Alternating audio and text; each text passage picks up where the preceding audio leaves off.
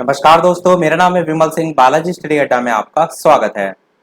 BTC DElEd fourth semester के लिए जैसे कि हम आपको इम्पॉर्टेंट वन लाइनर एक मैराथन के रूप में जो है वो प्रोवाइड करा रहे हैं। इससे पहले हमने इसी साइंस सब्जेक्ट का पहला पार्ट देखा था, जिसमें आज जितने प्रश्न देखेंगे उतने ही प्रश्न देखे थे। यदि पहला पार्ट नहीं देखा है तो साइड में आई बटन में वीडियो आपको मिल जाएगा, उसको अवश्य देख लीजिएगा। बहुत ही इंपॉर्टेंट चीजें मैंने उसमें बताई थी। आज हम देखेंगे हमारा सेकंड पार्ट, यानी कि जो बाकी बचे हुए प्रश्न थे उनको देखेंगे, और केवल प्रश्नों को नहीं देखेंगे, प्रश्नों के साथ साथ सारी जानकारी भी जानते चलेंगे, कहीं से जहां से भी प्रश्न आपसे पूछा जा सकता हो।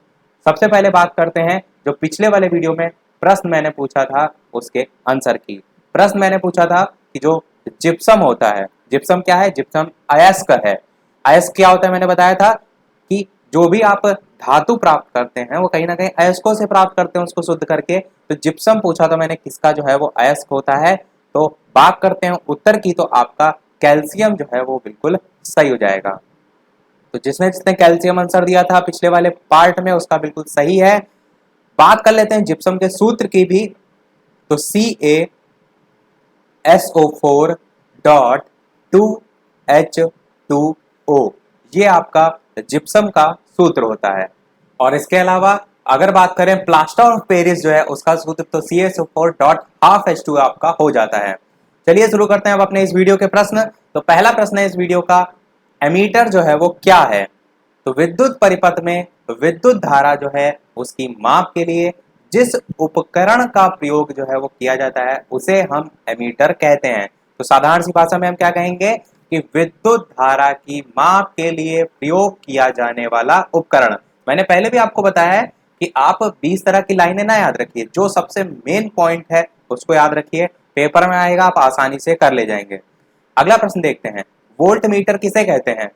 एमीटर वोल्ट मीटर सुनने में एक से रहता है, पर ध्यान से समझिएगा कि चालक के सिरों के बीच विभवांतर को ज्ञात करने या विभवांतर के मापन के लिए वोल्ट मीटर का प्रयोग किया जाता है। तो एमीटर का उपयोग विद्युत धारा की माप के लिए, और वोल्ट मीटर का उपयोग विभवांतर को ज्ञात करने के लिए या विभवांतर के मापन के लिए आप वोल्ट मीटर का यूज करते हैं। तो ये दोनों में डिफरेंस भी आपको यहां से समझ में आ रहा है। बहुविकल्पी में भी आपसे प्रश्न पूछ लिया जाता है, इसलिए इसको ध्यान रखिएगा। अगला प्रश्न कह रहा है विद्युत प्रतिरोध क्या है?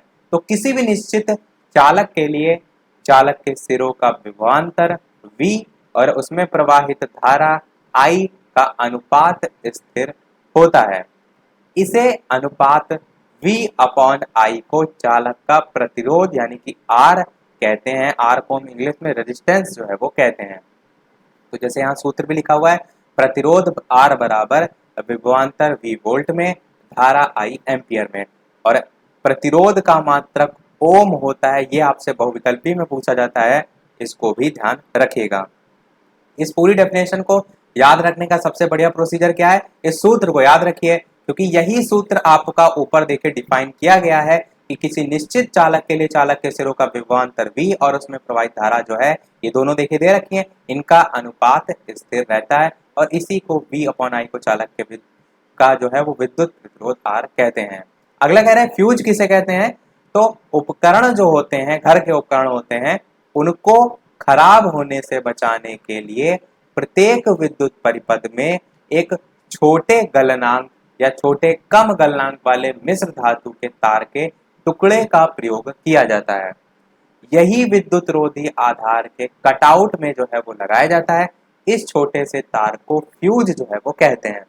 आप देखेंगे घर के बाहर सबसे आपके मीटर लगा होता है, और साथ ही साथ जिनके यहाँ जहाँ पर टोटल सारे पूरे घर का बिजली का कनेक्शन जो है जहाँ से ज्वाइंट होता है वहां पर कटआउट लगे होते हैं। तो ये जो कटआउट आपका होता है, इसमें बीच में आप देखेंगे ऊपर वाले हिस्से से नीचे वाले हिस्से के बीच में एक तार जुड़ा रहता है, और ये जो तार होता है ये आपका कम गलनांक का होता है। आपके पूरे घर में अचानक से तेज बिजली आ जाए तो क्या होता है, ये जो तार होता है ये गल जाता है, और गलने से पूरे घर की बिजली जो है वो कट हो जाती है, चली जाती है। इससे क्या होता है, घर में जो आपके उपकरण हैं, फ्रिज हो गया, कूलर हो गया, एसी हो गया, ये सारी चीजें फूकने से बच जाती हैं, खराब होने से बच जाती हैं। तो यही काम होता है इस फ्यूज का। समझ रहे हैं आप? जर्नल सी भाषा में चीजों को समझिए, अपनी लैंग्वेज में लिखेंगे तो आसानी से लिख ले जाएंगे। अगला देखते हैं, चुंबक के ध्रुवों को एक दूसरे से अलग नहीं किया जा सकता, इसका कारण जो है वो बताइए। टाइमिंग में थोड़ा सा अपडेट कर देता हूं। फोर्थ सेमेस्टर की टाइमिंग एक है सुबह 11 बजे और एक है आपकी शाम के 8 बजे। शाम के 8 बजे अभी इंग्लिश चल रही है काफी टाइम से, उससे पहले मैथ चल रही थी, और 11 बजे में इससे पहले बहुविकल्पी चल रहे थे जो सभी सब्जेक्ट के समाप्त हो चुके हैं। अब हमने साइंस से स्टार्ट कर दिए हैं अति लघु के। तो चैनल से अभी तक जुड़े ना हो तो जुड़ जाइएगा ताकि कोई वीडियो आपका मिस ना हो। तो अब बात करते हैं आंसर की, कि चुंबक के ध्रुवों को एक दूसरे से अलग नहीं किया जा सकता। इसका रीजन होता है कि चुंबक में सदैव पाए जाते हैं, क्या पाए जाते हैं, तो नीचे वाले पॉइंट से आपको समझ में आ रहा होगा। देखिए, उत्तरी और दक्षिणी ध्रुव की बात की गई, यानी कि ऊ से आपका उत्तरी है, दा से दक्षिणी। चुंबक में सदैव उत्तरी और दक्षिणी जो है वो ध्रुव पाए जाते हैं। आप देखते हैं इस प्रकार से, जैसे चुंबक है तो उसका एक साइड अलग होता है, एक साइड अलग होता है। अगर आप देखें, यही आपका, जैसे आप इसको एक साइड उत्तरी मान लीजिए, इसको दक्षिणी मान लीजिए, और दूसरी एक चुंबक है उसका उत्तरी भाग और दक्षिणी भाग, तो आपका अपोजिट वाला चिपकता है। आप देखते हैं एक ही सेम आप ले आते तो चुंबक दूर भागती है, वो चीज आपने देखी भी होगी करके। नेक्स्ट पॉइंट बता रहा है कि चुंबक में अकेला स्वतंत्र ध्रुव का होना संभव नहीं है। ऐसा नहीं है पॉसिबल कि केवल उत्तरी ध्रुव हो, ऐसा नहीं कि केवल दक्षिणी हो, दोनों जो है वो पाए जाते हैं। इसीलिए लिखा है कि अकेला स्वतंत्र ध्रुव का होना संभव नहीं है। तीसरा कह रहा है किसी चुंबक में दो उत्तरी व दो दक्षिणी ध्रुव नहीं हो सकते, एक ही होगा। तो ये आपकी तीन जो है इस प्रकार से रीजन हो जाएंगे कि चुंबक के ध्रुवों को एक दूसरे से अलग नहीं किया जा सकता। और ये भी है, जैसे कि एक पर्टिकुलर चुंबक है, इसका इधर उत्तरी ध्रुव है, इसका ये दक्षिणी ध्रुव है, ठीक है। चुंबक को आप यहाँ से तोड़ दें तो जहां से टूटेगी वहीं से उसका वो उत्तरी ध्रुव और दक्षिण ध्रुव बन जाएगा। ऐसा नहीं कि वो वहीं से फिक्स है, जहां से तोड़ देंगे वहां से बन जाएगा। अगला कह रहा है कि विद्युत चुंबक के उपयोग बताइए। पहला उपयोग हो जाएगा टेलीग्राफ और टेलीफोन यंत्रों में उपयोग। अब देखते हैं बहुत से खिलौने भी होते हैं, जब तोड़ते हैं आप उसके अंदर चुंबक निकलती है। बचपन में बहुत से बच्चे क्या करते हैं, उस चुंबक को इकट्ठा कर लेते हैं, वो सारी चीजें आपने भी की होंगी। दूसरा है कि विद्युत मोटर जिसका उपयोग पंखा और कपड़ा धोने की मशीन में होता है, यानी कि विद्युत मोटर में भी विद्युत चुंबक का यूज होता है। तीसरा है विद्युत घंटी या लाउड स्पीकर में भी यूज होता है। स्पीकर का भी आप देखेंगे जो बूफर वाले होते हैं उसमें अंदर चुंबक लगी होती है। चौथा आपका है कि कारखानों में भारी स्टील के जो टुकड़े होते हैं उनको इधर से उधर लाने ले जाने में भी किया जाता है, कारखानों में जो भारी स्टील के टुकड़े होते हैं। और इसी प्रकार और भी लिख सकते हैं आप अपने अनुसार की, जैसे हमने देखा था कि धातु कर्म से जब आप, या धातु कर्म की जो प्रक्रिया होती है उसमें अयस्क से धातु प्राप्त करते हैं, तो एक चुंबकीय पृथक्करण विधि होती है, यानी कि कोई आप पर्टिकुलर चीज से क्या कर रहे हैं, लोहे की छीलन जो है उसको अलग करना चाहते हैं तो चुंबक का यूज करेंगे, तो वो भी यहाँ पर एक उपयोग में लिख सकते हैं। तो अपनी लैंग्वेज में आप लिख लीजिएगा। अगला देखते हैं, दो आवेशित वस्तुओं में कब आकर्षण और कब प्रतिकर्षण होता है। जो मैंने ऊपर अभी ये चुंबक वाला एग्जांपल बताया, बस वही चीज यहाँ पर समझनी है आपको कि विजातीय यानी कि विपरीत प्रकार की आवेशित वस्तुओं के बीच आकर्षण बल होता है, किसमें, विपरीत में। और जो सजाती यानी कि जो समान प्रकार के होती हैं आवेशित वस्तुएं, उनके बीच प्रतिकर्षण जो है वो बल होता है। यही मैंने आपको बताया, जैसे कि चुंबक में आपका एक तरफ उत्तरी ध्रुव था, एक तरफ दक्षिणी ध्रुव था, तो दूसरी अगर चुंबक है जिसमें उत्तरी और दक्षिणी ध्रुव है, तो जो विपरीत प्रकार के यानी कि इधर का दक्षिणी और इधर का उत्तरी, ये आपकी जो वस्तुएं, ये दोनों चुंबक होंगी वो आपस में आकर्षित होंगी, चिपकेंगी। पर अगर बात करें समान प्रकार की, इधर वाला उत्तरी ध्रुव आप इसी सामने वाले उत्तरी ध्रुव के रख देंगे तो क्या होगा, इसको घुमाकर आवेशित वस्तुओं के बीच प्रतिकर्षण यानी कि दूर भागेंगे। अगला है आवेश का मात्रक क्या है, एकांक आवेश किसे कहते हैं। आवेश का मात्रक क्या है, ये आपका बहुत पूछा जाता है, ये इंपॉर्टेंट है, ध्यान रखिएगा कि आवेश का मात्रक जो है वो कूलाम होता है। मैं यहाँ पर लिख भी देता हूँ इंपॉर्टेंट, ये आपका एमसीक्यू में बहुत पूछा जाता है। इसके अलावा वीडियो पसंद आ रहा हो, इतनी अच्छी अच्छी जानकारी हम आपको प्रोवाइड करा रहे हैं, तो एक लाइक तो आपका बनता ही है। वीडियो को लाइक आप सभी लोग कर दीजिएगा, आशा है आधे लोग, ज्यादा लोग कर भी चुके होंगे। बहुत से छात्र हैं जिनको कहना नहीं पड़ता, अपने आप लाइक कर देते हैं। फिर भी जिन्होंने अभी तक नहीं किया है, नए आए हैं, वो वीडियो को लाइक अवश्य कर दें। आप ही के लिए यहाँ पर मेहनत की जा रही है, एक लाइक तो आपका बनता ही है। बात करते हैं आगे, कि आगे कह रहा था एकांक आवेश किसे कहते हैं, तो आप क्या कहेंगे कि यदि समान परिमाण के दो सजातीय आवेश वायु या निर्वात में, कहां कहां, वायु या निर्वात में एक दूसरे से 1 सेंटीमीटर की दूरी स्थिर स्थित होने पर परस्पर 1 न्यूटन का प्रतिकर्षण बल आरोपित करे तो प्रत्येक आवेश एकांक आवेश कहलाता है। तो ये एक डेफिनेशन के तौर पर 2 लाइन में इन्होंने लिख दी है, आप चाहें तो इसको पढ़ सकते हैं, समझ सकते हैं और लिख सकते हैं। अगला कह रहा है कि विद्युत धारा किसे कहते हैं, बताइए विद्युत धारा का मात्रक क्या है। ये विद्युत धारा का मात्रक भी बहुत पूछा जाता है, ये भी याद रखिएगा, मात्रक इसका एम्पियर होता है, इंपॉर्टेंट है। आपको ये जो मैं बता रहा हूँ ये सब आपके एमसीक्यू में बहुत बार रिपीट होते हैं। तो विद्युत धारा किसे कहते हैं, तो आप क्या कहेंगे, आवेश के प्रवाह की दर को विद्युत धारा कहते हैं। 1 लाइन की डेफिनेशन है मात्र, याद कर लीजिएगा। अब ऐसा नहीं कि आपने पढ़ी नहीं है और आपसे पूछा गया विद्युत धारा कहते हैं तो आप अपने घर लिखा है कि मेरे घर में जो बिजली दौड़ती है वही विद्युत धारा है।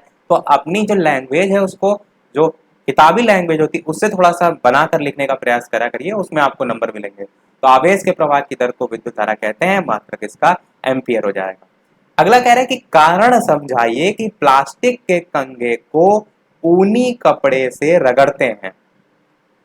दूसरा कह रहा है कि फलानेन से रगड़ी हुई एबोनाइट की दोनों छड़ें एक दूसरे को प्रतिकर्षित करती हैं। इसी प्रकार अगला भी लिखा है, तो हम एक एक को जानते हैं। सबसे पहला कि प्लास्टिक के कंघे को ऊनी कपड़े से रगड़ते हैं तो क्या जो है वो होता है, तो आप कहेंगे प्लास्टिक के कंघे को ऊनी कपड़े से रगड़ने पर कंघा आपका ऋण आवेशित हो जाता है और इस प्रक्रिया में इलेक्ट्रॉनों का स्थानांतरण ऊन जो है उससे कंघे में हो जाता है।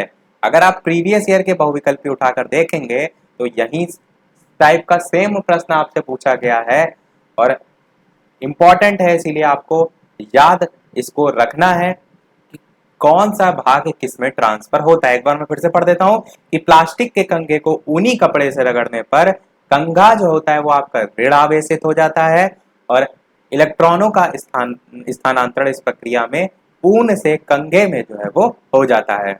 और इसको थोड़ा सा ट्रिक से भी आप जोड़ सकते हैं। ऋण आवेशित का मतलब क्या होता है, माइनस का चिन्ह होता है। कंघा आप देखते हैं तो कंघा में इस प्रकार से लाइनें खिंची रहती हैं, होती हैं, तो ये क्या माइनस चिन्ह नहीं है, आप कहेंगे बिल्कुल है। इससे ध्यान रखिए कि जब इस प्रकार से पूछा जाए प्लास्टिक का कंघे की बात की जाए तो ये देखिए सब माइनस माइनस माइनस माइनस इस प्रकार से निकला रहता है कंघा जो नॉर्मल वाला होता है, तो इससे आप याद रख सकते हैं। दूसरा कह रहा है कि फला लेन से रगड़ी हुई एबोनाइट की दोनों छड़ें एक दूसरे को प्रतिकर्षित करती हैं, इसके बारे में। तो फला लेन से रगड़ी हुई एबोनाइट की दोनों छड़ों पर एक भी प्रकार का ऋण आवेश उत्पन्न हो जाता है, इसीलिए दोनों छड़ें एक दूसरे को प्रतिकर्षित करती हैं। मैंने क्या कहा, जब विपरीत आवेश होते हैं, आवेश का मतलब क्या, प्लस माइनस, जैसे धनात्मक आवेश होगा या ऋणात्मक आवेश, यही दो पॉसिबल हैं। वो जो चुंबक की हम बात कर रहे थे वो तो ध्रुव है, पर उसमें भी आपका आवेश होता है। तो अगर हम बात करें एक प्लस आवेश एक माइनस आवेश, तो प्लस आवेश जो है यदि उसके साथ आप प्लस को ही रखेंगे, यहां पर ही अगर आप प्लस रखेंगे तो क्या होगा, ये दोनों चीजें प्रतिकर्षित दूर भागेंगी।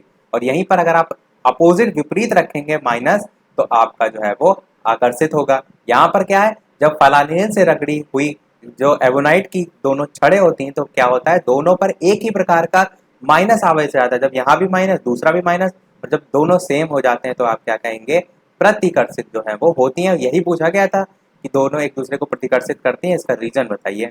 तीसरा कह रहा है एक दूसरे से रगड़ी हुई दो वस्तुएं एक दूसरे को आकर्षित करती हैं, इसका रीजन।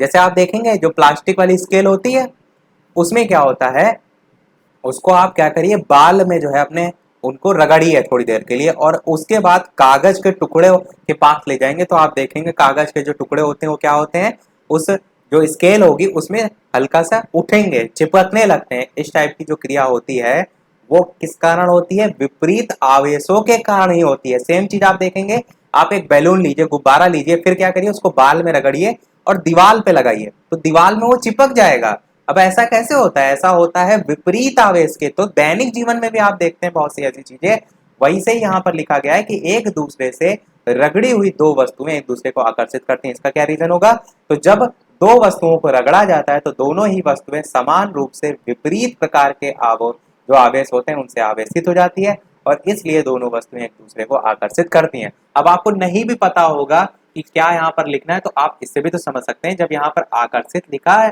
तो आपको क्या कहना है, विपरीत प्रकार के आवेश होंगे तो आप अपने हिसाब से लिख सकते हैं। यहाँ पर प्रतिकर्षित लिखा है तो आप अपने हिसाब से लिख सकते हैं कि आपके समान आवेश होंगे। समझ रहे हैं आप कि आपको नहीं भी पता है कि यहाँ पर क्या एक्चुअल में कंडीशन होती है, पर जब प्रतिकर्षित आकर्षित वर्ड लिखा है उससे आप समझ सकते हैं। देखते हैं अपना अगला प्रश्न। विद्युत धारा के कितने प्रकार होते हैं? दो प्रकार होते हैं, एक दिष्ट धारा, एक होता है प्रत्यावर्ती धारा। बहुत लोगों ने तो इंग्लिश में पढ़ा होगा। दिष्ट धारा को क्या कहते हैं हम? आप कहेंगे डीसी कहते हैं, यानी कि डायरेक्ट करंट। प्रत्यावर्ती धारा को क्या कहते हैं? एसी कहते हैं, यानी कि अल्टरनेट करंट। तो ये दोनों टाइप होते हैं किसके? विद्युत धारा के। एक एक लाइन में जानते हैं दोनों चीजों को। दिष्ट धारा क्या होता है? ऐसी धारा जो केवल एक ही दिशा में प्रवाहित होती है, वो दिष्ट धारा होती है। प्रत्यावर्ती धारा क्या होती है? ऐसी धारा जिसका परिमाण और दिशा समय के साथ बदलता रहता है, वो आपका प्रत्यावर्ती धारा हो गया। एक एक लाइन में दोनों को याद रखेंगे, पूछा भी जाएगा लघु में तब भी आप कर ले जाएंगे। एग्जाम्पल ध्यान रखिए एक दो। जैसे दिष्ट धारा जो है जिसमें एक ही दिशा में प्रवाहित होती है, तो टॉर्च हो गया, कैलकुलेटर हो गया, ट्रांजिस्टर हो गया, ये सब दिष्ट धारा के एग्जाम्पल है। प्रत्यावर्ती धारा में आपका क्या हो जाएगा? जैसे कि पंखा हो गया, बल्ब हो गया, अधिकतर जो सारी चीजें बिजली से चलती हैं, या टीवी हो गया, फ्रिज हो गया, तो ये सब आपका अल्टरनेट करंट जो है उसमें आ जाएगा। तो उससे समझ सकते हैं डायरेक्ट करंट में जो अधिकतर चीजें सेल से चलती हैं वो सब आ जाती हैं। अगला देखते हैं, दंड चुंबक का आकार कैसा होता है? चार ऑप्शन है, बताना है कौन सा सही होगा। और इस पर बेस्ड भी आपका प्रश्न, यानी कि बहुविकल्पी में इस प्रकार से आपसे पूछा जाता है कि दंड चुंबक का आकार कैसा होता है। चार ऑप्शन है, आपको बताना है कौन सा सही होगा। उसमें आयताकार, गोलाकार और इस प्रकार से दो शेप जो है वो दे रखी होती है, तो आपको आयताकार पता होना चाहिए। अगला कह रहा है नाल चुंबक जो है उसका आकार कैसा होता है।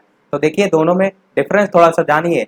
दंड चुंबक पूछा जाए आयताकार, नाल चुंबक पूछा जाए तो अंग्रेजी के अक्षर यू के आकार का होता है।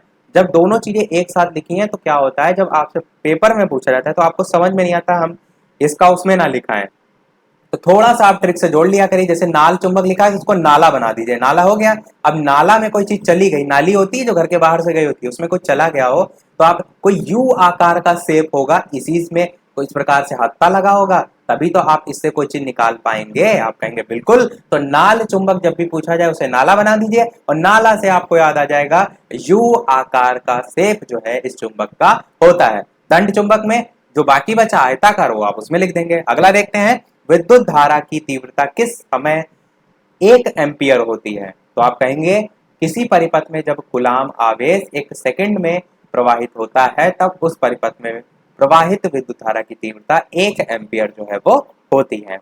ये सारी चीजें वन लाइन में है, याद रखने वाली है, याद रखिएगा।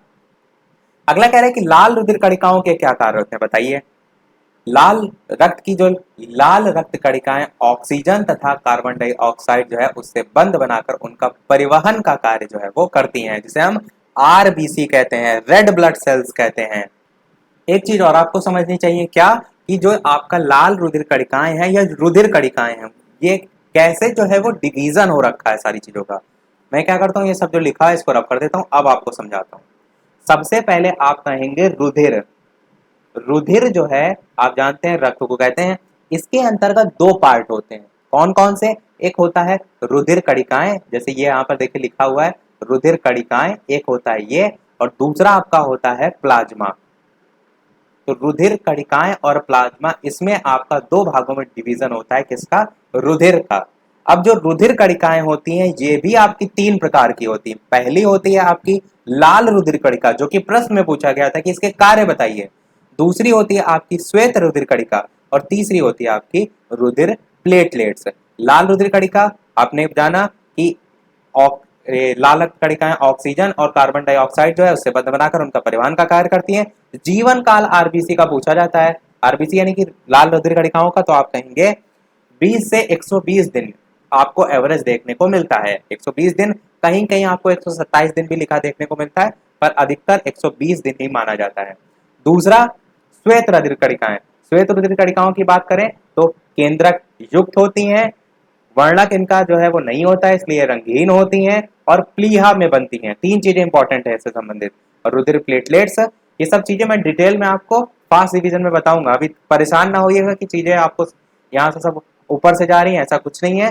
फास्ट रिवीजन में साइंस का जब कराऊंगा एक एक चीज आपको बताऊंगा, फास्ट रिवीजन में कुछ भी नहीं छोड़ा जाएगा। उसके बाहर से कहीं से कोई पेपर नहीं आएगा तो मिस बिल्कुल ना करिएगा, फास्ट रिवीजन जब से आपका कराया जाएगा। तीसरा आपका जो रुधिर प्लेटलेट्स होता है, ये रुधिर का स्कंदन का कार्य करता है, यानी कि घाव लगने पर जो रक्त वाहिनियां होती हैं उनसे खून का बहाव रुकना जो है इसी के कारण होता है। और खून का बहाव जो है वो किस रीजन से होता है, रुक जाता है, मतलब किस रीजन से रुक जाता है, तो फाइब्रिन जो है उसके जमाव के कारण जो है वो रुक जाता है। अगला देखते हैं श्वेत रुधिर कणिकाओं के कार्य। तो यही मैंने आपको बताया कि लाल रुधिर कणिकाओं के बाद श्वेत रुधिर कणिका होता है और तीसरा रुधिर प्लेटलेट्स होता है। ये तीनों किसके प्रकार होते हैं? रुधिर कणिकाओं के। तो ये कणिकाएं प्रतिरक्षा का कार्य करती हैं। ये आपका इंपॉर्टेंट पॉइंट है, ध्यान रखिएगा। प्रतिरक्षा, आपको कोई बीमारी होती है, आपका शरीर क्या करता है? प्रतिरक्षा जो प्रणाली होती है, इम्यूनिटी सिस्टम जिसको हम कहते हैं, वो जिसका स्ट्रांग होता है वो जल्दी उससे रिकवर कर लेता है। जैसे अभी कोरोना चल रहा है, जिसका इम्यूनिटी अच्छा है उसको कोरोना होगा भी, ठीक भी हो जाएगा, हो सकता है उसे पता ही ना चले। पर एक नॉर्मल इंसान जो है उसको होता है, उसको बहुत शरीर उसका और ज्यादा डाउन हो जाता है, ये सारी चीजें देखने को मिलती हैं। तो ये जो प्रतिरक्षा प्रणाली इस पर बहुत ज्यादा डिपेंड करता है। इसलिए अपना जो खान पान है उसको अच्छा रखिए। खाने में सलाद वगैरह है और पौष्टिक आहार में दाल है और सारी चीजें जो है वो बराबर मात्रा में खाइए, तो वो आपको अच्छा रहेगा शरीर के लिए। अगला है पॉइंट, शरीर में अशक्त तथा टूटी हुई कोशिकाओं का भक्षण कर रुधिर की सफाई भी ये करता है, यानी कि श्वेत रुधिर कणिकाएं। अगला है क्वेश्चन रुधिर प्लेटलेट्स। तो मैंने ये भी आपको बताया, रुधिर प्लेटलेट्स रुधिर का थक्का बनाने में सहायता करता है और चोट लगने पर रक्त के बहाव को भी नियंत्रित करता है और फाइब्रिन जो है उसका जमाव जो है इसमें हो जाता है, जिसके कारण आपका जो खून बहना है वो बंद हो जाता है। अगला कह रहा है रुधिर प्लाज्मा किसे कहते हैं? तो यह हल्का पीला, चिपचिपा तथा पारदर्शी तरल पदार्थ होता है।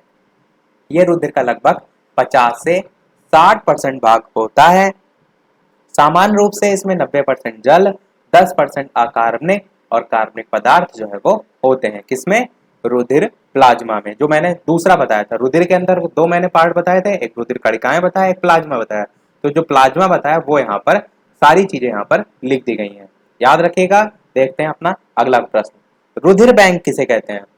तो रक्त जो होता है उसको आधुनिक उपकरण और विधियों द्वारा 4.5 डिग्री सेल्सियस या 40 डिग्री फ़ारेनहाइट पर कांच या प्लास्टिक की वायु रुधिर बोतलों में सुरक्षित रखा जाता है, अर्थात वह स्थान जहां विभिन्न वर्गों के रुधिर को रखा जाता है। इतना लास्ट वाला पॉइंट इंपॉर्टेंट है कि वह स्थान जहां पर अलग अलग जो वर्ग होते हैं, जैसे ए वर्ग, बी वर्ग, ओ वर्ग, इस टाइप के ए बी वर्ग, तो इनको रखा जाता है, वही आपका रुधिर बैंक जो है वो कहलाता है। टेम्परेचर ये ध्यान रखिएगा 4.5 डिग्री सेल्सियस या 40 डिग्री फ़ारेनहाइट। ये चेंज करने का सूत्र भी होता है, पर वो हमने यहाँ पर बात कर रहे हैं, पर ध्यान रखिएगा। अगला देखते हैं रक्तदाब, बीपी किसे कहते हैं?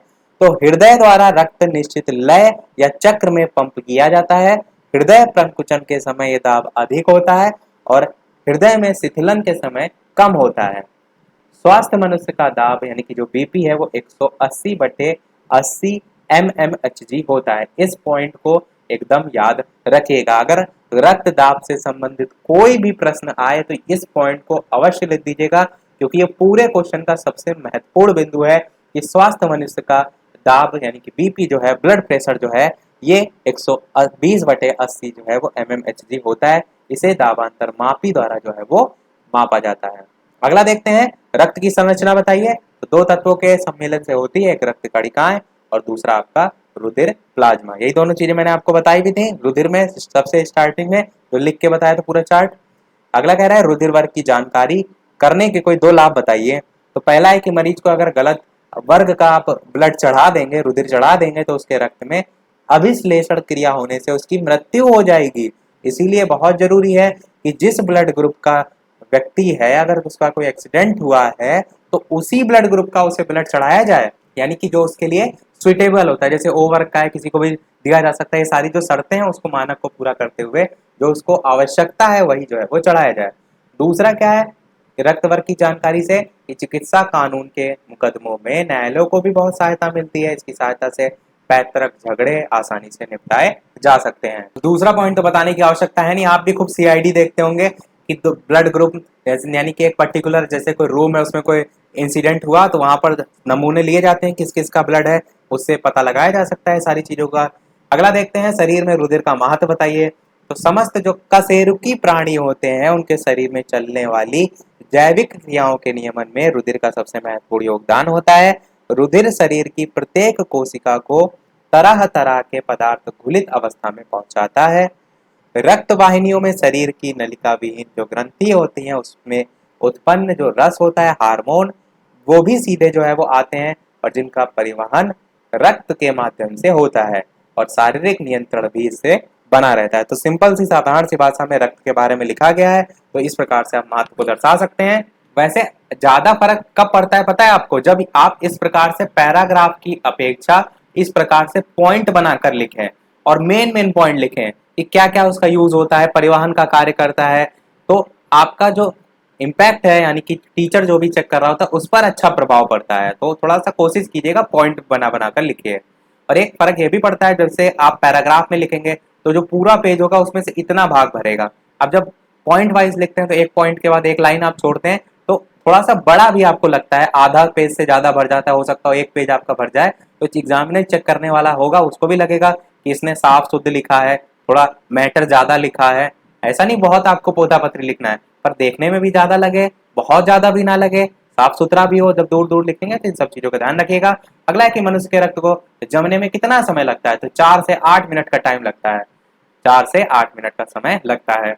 अगला है श्वेत रक्त कणिकाओं का जीवन काल कितना होता है। यहाँ पर श्वेत का पूछा गया है तो 1 से 4 दिन होता है। जो ऊपर मैंने बताया था वो था लाल रुधिर कणिकाओं का, वो कितना था 20 से 120 दिन। अगला कह रहा है कि रक्त वर्ग की पहचान सर्वप्रथम किस वैज्ञानिक ने की थी, तो कार्ल लैंड स्टीनर ने की थी 1868 से 1943 में। तो नाम जो है इनका ध्यान रखिएगा, कार्ल लैंड स्टीनर। बहुत से कंपटीशन लेवल पर भी जो पेपर होते हैं उनमें इनका नाम पूछ लिया जाता है, इसलिए ध्यान रखिएगा। अगला कह रहा है कि रक्त की जो कमी है और संक्रमण है उससे कौन कौन से जो है वो रोग होते हैं। अच्छा मैं एक चीज यहाँ पर और क्लियर कर दूं, जब रक्त वर्ग की बात हुई है कि रक्त वर्ग कितने प्रकार के होते हैं, तो मैंने आपको बताया एक ए होता है, एक बी होता है, एक ओ होता है और एक ए बी होता है। तो यहाँ पर जो ओ होता है इसको सर्वदाता कहते हैं। क्या कहते हैं, सर्वदाता कहते हैं। ए बी को क्या कहते हैं, सर्वग्राही कहते हैं। ये दोनों पॉइंट एकदम दिमाग में रखिएगा, बहुत पूछा जाता है सर्वदाता और सर्वग्राही। अगला कह रहे हैं कि रक्त की कमी और संक्रमण से कौन कौन से रोग होते हैं, तो रक्त की कमी या रक्त में असामान्यता होने पर कुछ रोग होते हैं, जैसे कि एनीमिया आपका सबसे ज्यादा फेमस है, पॉलीसाइथीनिया है आदि। इस प्रकार रुधिर संक्रमण से होने वाले कुछ रोग हैं जैसे कि हेपेटाइटिस बी हो गया, एड्स हो गया, ये रुधिर संक्रमण से होते हैं। देखिए रुधिर की कमी होना और रुधिर में संक्रमण होना दोनों अलग अलग चीजें हैं, समझ रहे हैं आप। जब कमी की बात की जाए तो एनीमिया आपको ध्यान रखना है, संक्रमण की बात की जाए तो हेपेटाइटिस बी और एड्स की जो है वो बात की जाए, यानी कि बात क्या आप कह सकते हैं, एग्जाम्पल आपको लिखना है। अगला है कि लौहहीन रक्त अल्पता के परिणाम बताइए। तो महिलाओं में रोग के परिणाम स्वरूप बार बार गर्भपात और बिना अधिक अंतर के कई बच्चे पैदा होने वाली महिलाओं के लिए घातक सिद्ध हो सकता है। खून की कमी वाले बच्चे सामान्य बच्चे की अपेक्षा कम सक्रिय भी होते हैं। लौहहीन रक्त अल्पता का मतलब आप समझ रहे ना, लोहे जैसे शरीर में लोहे की कमी जो होती है वो भी आपका होता है, एक तत्व जो कि आपके शरीर के लिए उपयोगी होता है। तो वही कह रहा है लौहहीन, जिसमें लौह की मात्रा ना हो, ऐसा रक्त अल्पता मतलब कमी, उसके क्या परिणाम होते हैं तो वो यहाँ पर लिखा गया है। आगे लिखा है यदि खून की कमी का रूप गंभीर हो तो चेहरे पर और पांव पर सूजन भी आ सकती है। अगला कह रहा है थैलेसीमिया रोग के लक्षण बताइए। तो चेहरा पीला, देखे 2019 में पूछा गया था, चेहरा पीला और निस्तेज, सांस फूलना, पेट फूला फूला, भूख ना लगना, खाने के प्रति अरुचि, खा लेने से उल्टियां हो जाना, ज्वर बना रहना, शरीर का ताप कम होना, हृदय की गति अधिक, सिर बड़ा, शरीर की आकृति छोटी, सिर के मध्य गड्ढा सा दिखाई देना, सिर की हड्डियां मोटी, बाहों के बीच में नाक का भाग चिपका हुआ होना, ये सब लक्षण हैं। आप इसमें से कुछ लक्षण याद रखिएगा, जो आपसे पूछा जाए तो लिख दीजिएगा।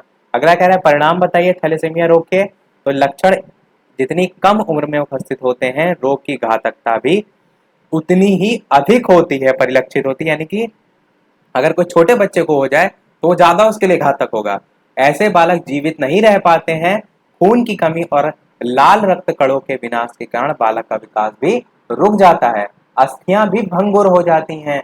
ये सभी स्थितियां रोगी जो होता है उसको कम उम्र में व अकाल मौत के जो है मुंह में धकेल देती हैं। थैलेसीमिया मेजर से ग्रस्त बीमारी बीमार की जो मृत्यु है वो प्राय 5 साल से लेकर 25 साल तक की उम्र में हो जाती है।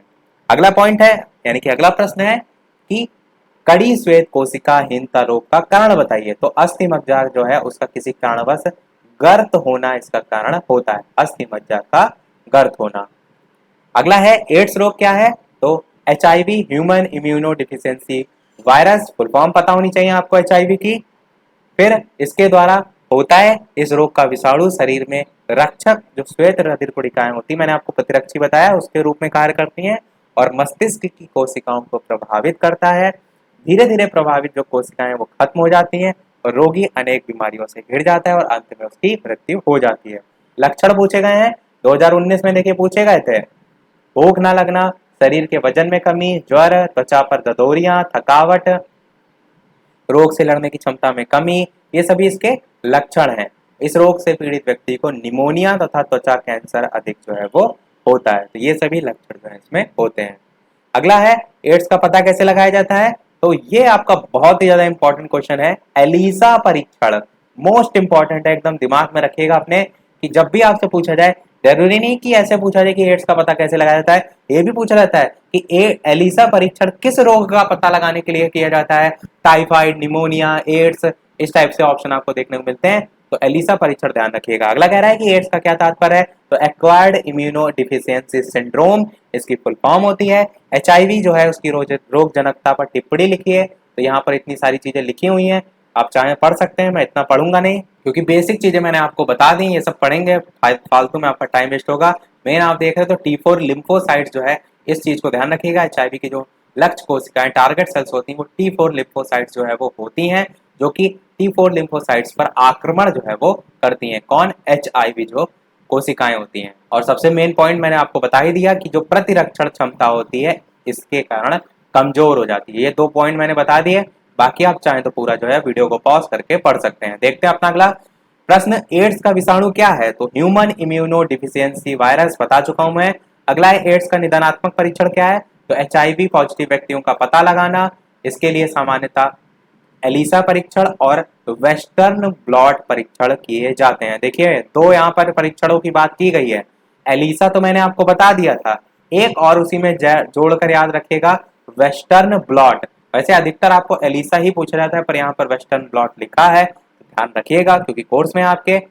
दूसरा है कि निदानात्मक परीक्षण में वायरस को अलग कर पता लगाना। तीसरा है म्यूरेक्स एड्स HIV परीक्षण, इंग्लिश में भी यहाँ पर लिखा हुआ है। और चौथा है संपूर्ण कोशिका T4 कोशिका T8 कोशिका की गणना करना है। अभी बताया मैंने आपको, T4 लिम्फोसाइट्स पर आक्रमण करनी है, जब आक्रमण करेंगी तो कम होंगी, और जब कम होंगी तो उसी का आप गणना करेंगे कि कमी आ रही तो जाहिर सी बात है आपको वो रोग है, इस टाइप से जो है वो होता है। अगला है हेपेटाइटिस बी का उद्भवन काल कितना होता है। तो 2 से 5 माह जो है वो होता है।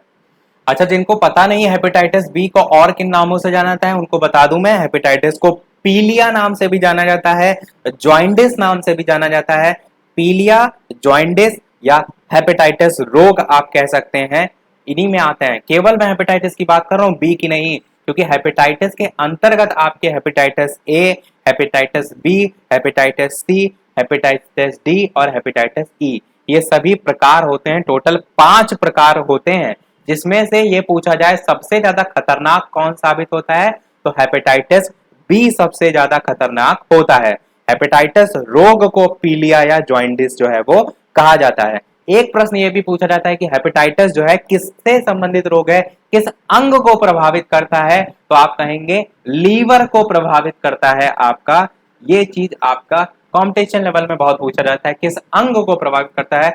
यूपी टेट, सुपर टेट की जब आप तैयारी करेंगे इस टाइप के प्रश्नों को हमेशा ध्यान रखिएगा। लक्षण की अगर बात करें हेपेटाइटिस में, तो आंखें, मूत्र, शरीर पीलापन हो इसमें आपको देखने को मिलता है, नाम इसीलिए पीलिया रोग होता है, तो वही आपका जो है इसमें आपको देखने को मिलता है। देखते हैं अपना अगला प्रश्न, हेपेटाइटिस बी रोग से मनुष्य के शरीर का कौन सा अंग प्रभावित होता है। देखिए यही चीज मैंने बोला कि यकृत खराब हो जाता है, लीवर प्रभावित होता है, ये चीज ध्यान रखिएगा, इंपॉर्टेंट पॉइंट है आपका, यकृत खराब हो जाता है। अगला है फिटकरी का क्या यूज होता है। तो फिटकरी, आप कहीं भी ब्लड बह रहा हो, आपका अचानक से चोट लग जाए, वहां पर आप रगड़ दीजिए तो आपका खून का जो थक्का होता है वो जम जाता है, खून का बहना जो है वो रुक जाता है। फिटकरी रक्त का बहना रोकने के लिए उपयोग में लाई जाती है। अधिकतर दाढ़ी वगैरह बनाने में आप देखते हैं फिटकरी का यूज किया जाता है। तो प्राथमिक उपचार किसे कहते हैं? आपातकालीन स्थिति में जो प्रारंभिक सहायता दी जाती है उसे कहते हैं। सिंपल सा साधारण सा हो जाएगा। अगला, फर्स्ट एड बॉक्स में रखी जाने वाली 4 सामग्री बताइए। तो रुई रखी जाती है, पट्टियां हैं, कैंची है, डिटॉल और लोशन है, ये सारी चीजें। फर्स्ट एड बॉक्स वही होता है, कोई किसी को किसी प्रकार की चोट लग जाए या सहायता चाहिए तो सबसे पहले जो आप पर्टिकुलर बॉक्स में प्राथमिक सहायता उपलब्ध कराने के लिए यूज में जो है वो लेंगे, वही सारी चीजें होती हैं। अगला है सुरक्षा से आपका क्या अर्थ है? सुरक्षा का सीधा अर्थ होता है बचाव से। जब व्यक्ति को किसी वस्तु, व्यक्ति या किसी अन्य चीज से डर, खतरा या असावधानी महसूस होती है तो वह उससे अपने आप को सुरक्षित करने के हर संभव प्रयत्न करता है और यही प्रयत्न सुरक्षा को परिभाषित करता है। फर्स्ट एड बॉक्स किसे कहते हैं? आपातकाल की स्थिति में उपचार करने के लिए जिस डिब्बे में आवश्यक वस्तुओं को रखा जाता है उसे फर्स्ट एड बॉक्स कहते हैं। देखिए, जानते तो बहुत लोग हैं फर्स्ट एड बॉक्स, उसको लिखते कैसे हैं एक डेफिनेशन में, यहां से आपको ये चीज ध्यान रखनी है। अगला है प्राथमिक उपचार के सिद्धांत 2 बताइए। पहला क्या है कि सबसे पहले पीड़ित व्यक्ति की श्वास वापस लाने का प्रयत्न करना चाहिए यदि अवरुद्ध हो। दूसरा, इसके बाद जहां जहां रक्तस्राव हो रहा उसे रोकने का प्रयास करना चाहिए। जितने एक्सीडेंट होते हैं उनमें बहुत से ऐसे ही होते हैं जिसमें ब्लड बहने से जो व्यक्ति है उसकी मृत्यु हो जाती है। तो इसीलिए अगर ब्लड बह रहा है तो उसको रोकने का प्रयास सबसे पहले करना चाहिए, ऐसा बताया जाता है। अगला है कुछ घरेलू औषधियों के नाम बताइए। तो फिटकरी हो गया, अभी मैंने बताया ब्लड का थक्का जमाने में काम आता है, आयोडेक्स हो गया, सर दर्द हो रहा, बोरिक पाउडर, ग्लूकोज, नौसादर, इस टाइप के अलग अलग घरेलू औषधियों के रूप में यूज होते हैं। अगला प्रश्न देखते हैं कि किसी दुर्घटना में प्राथमिक उपचार का क्या महत्व है? तो घायल व्यक्ति को अस्पताल पहुंचाने से पहले जो उसकी जान बचाने के लिए प्राथमिक उपचार होता है आपका। अगला कह रहा है किसी व्यक्ति को कुत्ते द्वारा काटने पर क्या प्राथमिक उपचार दिया जाना चाहिए? तो कुत्ते के काटने पर घाव पर लगी कुत्ते की लार को तुरंत पोंछ दें और घाव को साबुन और पानी से कई बार अच्छी तरीके से धोएं। फिर घाव को एक सूखी नी निर्मित ड्रेसिंग से भली भांति पोंछ कर एक अन्य सूखी पट्टी से लपेट दें और काटने के लगभग 20 मिनट बाद तक घाव पर कार्बोलिक एसिड वगैरह जो है वो ना लगाएं। मरीज को इलाज के लिए अस्पताल में ले जाएं। तो ये सिंपल साधारण सी सारी लाइनें लिखी हुई थी, आप समझ रहे हैं सारी चीजें। अगला है मिर्गी का दौरा पड़ने पर व्यक्ति का क्या प्राथमिक उपचार होना चाहिए? तो मुंह से निकलने वाला झाग पोंछ दें, हाथ पैर झटकने की दशा में ध्यान रखें किसी चीज से उसका कोई अंग जख्मी ना हो। तीसरा है अगर उसके मुंह में नकली दांत हो और निकालना संभव हो तो उसको निकाल दें। हालांकि यह असंभव भी हो सकता है क्योंकि वह अपने जबड़े कैसे रखता है और बलपूर्वक निकालना उचित जो है वो नहीं है। चौथा है कि पास की खतरनाक वस्तु जैसे आग, पानी, चलती मशीन से बचाव करना चाहिए। और पांचवा है कि दौरा समाप्त होने के बाद व्यक्ति को करवट से जो है वो लिटाएं। तो ये आपके हैं मिर्गी का दौरा पड़ने पर जो आप सावधानियां रखेंगे। अगला है दिष्ट धारा किसे कहते हैं? 2016 में पूछा गया था। जिस धारा की दिशा और माप में परिवर्तन नहीं होता उसे दिष्ट धारा कहते हैं, मैंने आपको बता दिया ऊपर। सर्वाहारी जंतु किसे कहते हैं? जो मांसाहारी और शाकाहारी दोनों प्रकार के होते हैं उन्हें हम सर्वाहारी कहते हैं। सब 2016 के देखिए हैं वन लाइनर। अयस्क सांद्रण के दौरान गुरुत्वीय जो त्वरण है, पृथक्करण विधि है, उसके द्वारा किस प्रकार की अशुद्धियों को दूर करते हैं? तो आप क्या कहेंगे कि जिनका घनत्व उनकी अशुद्धियों से ज्यादा होता है अयस्क सांद्रण के दौरान गुरुत्वीय पृथक्करण विधि द्वारा, तो उनको जो है वो उनकी अशुद्धियों को जो है वो दूर करते हैं। अगला देखते हैं एड्स का पूरा नाम, मैंने बताया एक्वायर्ड इम्यूनोडेफिशिएंसी सिंड्रोम। अगला है चुंबकीय बल रेखाओं की 2 प्रमुख विशेषताएं। तो ये समांतर बल रेखाएं हैं और ये हमेशा N to S होती हैं, यानी नॉर्थ टू साउथ। अगला है 1 एम्पियर से क्या तात्पर्य है? तो 1 सेकंड में प्रवाहित विद्युत आवेश की मात्रा को 1 एम्पियर कहते हैं। ध्यान रखिएगा, इंपॉर्टेंट क्वेश्चन है आपका। 1 एम्पियर से क्या तात्पर्य है? 2016 के सभी प्रश्न चल रहे हैं और आपके सभी 2016 के खत्म हुए, यहाँ से स्टार्ट हो रहे हैं 2017 के। खाद्य जाल पूछा गया था। खाद्य जाल जब सीधी ना होकर जटिल हो सकती है, मैंने पहले वाले पार्ट में सारी चीजें बताई थी, इसलिए मैं अब जल्दी जल्दी इनको पढ़ रहा हूँ क्योंकि अब आप अपना चेक कीजिए कि आपको कितनी चीजें यहाँ पर आ रही हैं, नहीं आ रही हैं। जब एक प्रकार के जीव कई प्रकार का भोजन या एक प्रकार जीव कई प्रकार के जीवों द्वारा खाया जाता है तो एक जाल बन जाता है जिसको हम खाद्य जाल कहते हैं। और खाद्य जाल की मैंने डेफिनेशन भी बताई थी, क्या कि विभिन्न खाद्य श्रृंखलाएं एक जाल के रूप में प्रदर्शित होती हैं, उसे खाद्य जाल कहते हैं। सिंपल सी साधारण सी एक लाइन में डेफिनेशन याद रखिएगा और डिटेल में सारी चीजें मैं पहले बता चुका हूँ। अगला है विद्युत के 2 सुचालक कुचालक बताइए। 2 बार क्वेश्चन पूछा गया है, 18 में भी 17 में भी। सुचालक क्या है? जिसमें से विद्युत धारा प्रवाहित हो जाए। सोना, चांदी, तांबा, एल्यूमिनियम, इसमें एक साइड से आप बिजली दौड़ाएंगे तो दूसरे साइड पर भी आएगी। कुचालक में क्या होता है, एक साइड से आप ले जाएं तो उधर दूसरी साइड ना प्रवाहित हो। रबड़ हो गया, प्लास्टिक हो गया, लकड़ी हो गया, और लकड़ी सूखी होनी चाहिए, ये नहीं गीली लकड़ी में, गीली लकड़ी में करंट दौड़ जाएगा। अगला कह रहा है धातु धातु गैल्वेनीकरण प्रक्रिया क्या है, 2017 में आया था। लोहे को जंग से बचाने के लिए लोहे की जो चादर होती है या अन्य जो पात्र होता है उसको पिछले नहीं, यहाँ पर पिघला होगा, क्या होगा, पिघले हुए जस्ते में डुबो देते हैं, जिसके कारण लोहे पर जस्ते की पतली परत जम जाती है और इसे गैल्वेनीकरण जो है वो कहते हैं। सिंपल सी एक लाइन का है, जैसे कि घरों में छतें बनाने के लिए प्रयुक्त लोहे की चादरों, बाल्टियों और ड्रमों को संक्षारण से बचाने के लिए गैल्वेनीकरण जो है वो किया जाता है। तो सिंपल सी डेफिनेशन से ही देखते हैं अपना अगला प्रश्न कि विद्युत ऋणात्मकता को परिभाषित कीजिए। तो आप क्या कहेंगे, किसी परमाणु का एक रासायनिक गुण जो दर्शाता है कि वह परमाणु किसी सहसंयोजी आबंध में इलेक्ट्रॉनों को आकर्षित करने में कितना सक्षम है, उसे हम एक्स से प्रदर्शित करते हैं और विद्युत ऋणात्मकता जो है वो कहते हैं। 2017 में आया था प्रश्न। ये सब चीजें आपको समझने के साथ साथ याद भी रखनी होगी, समझना तो काफी नहीं है केवल। अगला हेपेटाइटिस बी शरीर के किस अंग को प्रभावित करता है, तो मैंने क्या आपको बताया था, लीवर। देखिए यहाँ पर इंग्लिश में लिख दिया गया, वहां पर हिंदी में लिखा था, 2017 में आया था। एक गंभीर संक्रामण रोग है जिसे टीके द्वारा आसानी से रोका जा सकता है। अगला है खनिज तथा अयस्क में क्या अभिप्राय है, डिफरेंस भी कह सकते हैं। तो खनिज ऐसे भौतिक पदार्थ हैं जो खान से खोद कर निकाले जाते हैं, लोहा, अभ्रक, कोयला, बॉक्साइट, जस्ता, चूना, पत्थर। अयस्क क्या होता है, उन सेलों को अयस्क कहते हैं जिसमें वे खनिज हो, जिसमें कोई धातु आदि महत्वपूर्ण तत्व हो। अयस्कों को खनन करके बाहर लाया जाता है, फिर इसका शुद्धिकरण करके महत्वपूर्ण तत्व पाए जाते हैं। ये सब मैंने डिटेल में आपको इससे पहले वाले में सारी चीजें बता दी थी। अगला है प्रश्न, यदि पृथ्वी से सभी पौधे समाप्त हो जाएं तो जंतु जगत पर क्या प्रभाव पड़ेगा। 2018 में प्रश्न पूछा गया था। तो क्या आप कहेंगे, खाद्य श्रृंखला जो होती है उसके सभी पोषी स्तर के जीव भोजन के एक दूसरे पर डिपेंड करते हैं। यदि किसी एक स्तर को नष्ट कर दिया जाएगा तो पूरी खाद्य श्रृंखला पर असर पड़ेगा। ऐसा इसलिए होता है क्योंकि इसमें खाद्य श्रृंखला में ऊर्जा का प्रवाह रुक जाता है।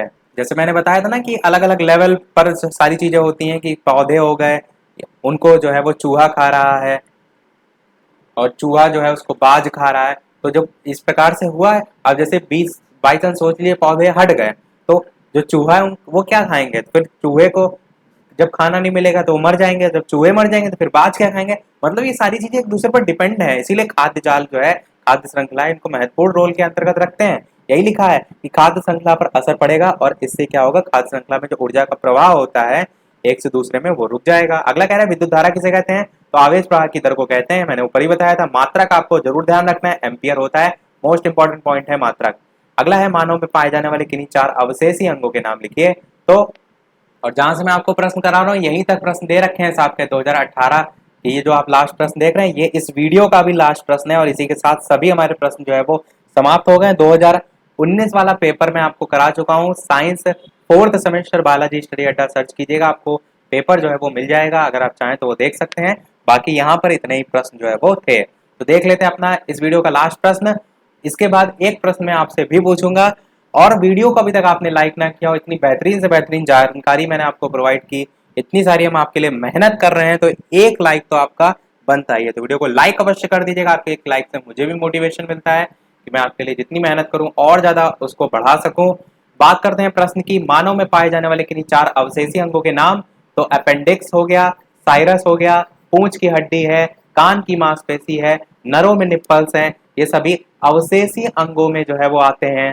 तो 4 आपको लिखने थे, आप इस प्रकार से लिख सकते हैं। और भी बहुत से होते हैं, जैसे कि निमेषक पटल होता है, मनुष्य जो होता है उसमें अर्धचंद्राकार झिल्ली के रूप में ही होते हैं, जंतुओं में होते हैं निमेषक पटल। पूंछ पहले होती थी, अब नहीं होती है। अक्कल दाढ़ जो है वो भी इसी में आती है, अवशेषी अंग में। अपेंडिक्स है आपका, इसी में आती है। तो ऐसे अपेंडिक्स देखिए यहाँ पर लिखा हुआ है, तो ये सब क्या है, ये सब अवशेषी अंग है। अब चलिए सारे प्रश्न समाप्त हुए। एक प्रश्न आपके लिए, जैसे कि सभी वीडियो में हम आपसे एक ना एक प्रश्न पूछते हैं, तो इस वीडियो का आपके लिए प्रश्न है। और वीडियो को पूछने से पहले मैं एक चीज आपको बता देता हूँ कि 2018 के प्रश्न यहाँ पर दे रखे हैं, पर 2019 के जो प्रश्न है वो मैं आपको ऑलरेडी करा चुका हूँ। इसमें बीच में मैंने आपको बताया नहीं था, ये जो प्रश्न आपके देखिए, ये देखिए एड्स के लक्षण बताइए, 2019 में पूछा गया था। इसमें 2019 के क्वेश्चन लास्ट में ना दे करके बीच बीच में ही दे रखे हैं। देखिए थैलेसीमिया रोग के लक्षण ये 2019 में पूछा गया था, तो ऐसा नहीं मैंने कराया नहीं है, ये ना सोचिएगा कि मैंने कराया नहीं है, ये सब बीच में मैं करा चुका हूँ।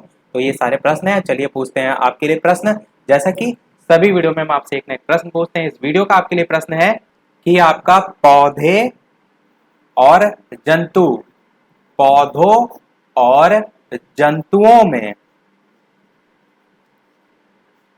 पौधों और जंतुओं के बीच की कड़ी जो है किसे कहा जाता है, ये आपके लिए प्रश्न है।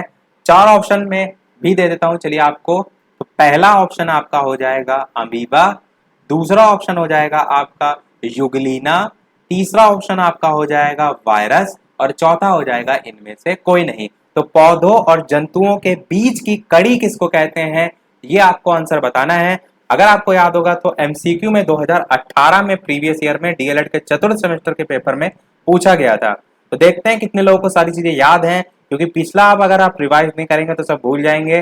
रिवाइज करते हुए जरूर चलते चलिएगा। तो इसी के साथ हमारे आज का वीडियो समाप्त होता है।